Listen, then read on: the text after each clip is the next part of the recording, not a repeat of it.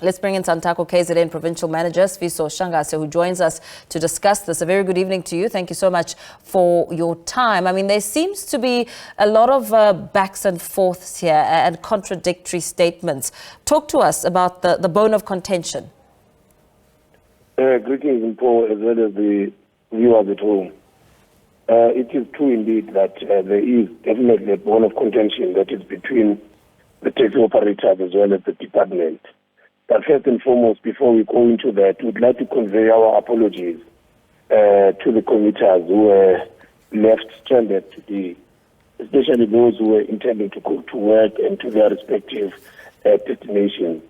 We were also caught by surprise because we never knew about this strike which took place as the leadership of Santaco in the province of KwaZulu-Natal. It was indeed a surprise, but unfortunately then it affected the commuters.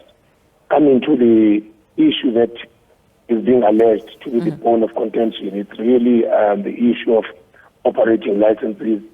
Our colleagues at the Durban Long Station are complaining that the issuance or the issuing of the operating licenses is delayed by the Department of Transport.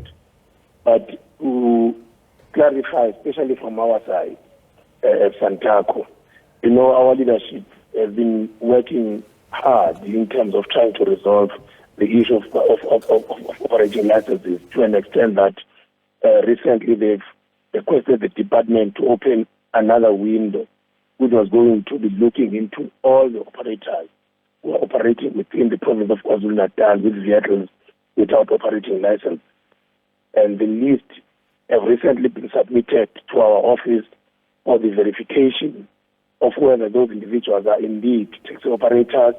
Number two, those individuals do belong to specific associations, and the vehicles that they are bringing in are really minibus taxis that have been operating without operating licenses.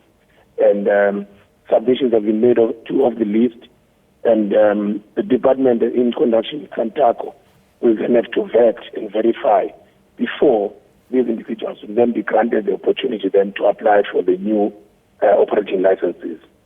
That is the case and the point where we are currently with the department and Santaco leadership in the province. But we are saying it is good for us then to also hear the challenges that are faced by our colleagues, especially at Durban long distance, because the operation is long distance one. And if they are saying that the operating licenses which have not been issued on time, that is supposed to be discussed then in a boardroom situation where they should bring along this concern for them then to be addressed by the department. So the issue here is the time factor, because on one end you're saying that, you know, they are not arriving on time, and then on the other end, transport officials are insisting that these operating licenses have been processed and they're ready for collection. So in that stance, are you not able to find each other halfway and collect them if they are indeed ready? We are able to find each other halfway, Paul. There was a phase which was called phase 3, whereby the operators were also given an opportunity then to apply.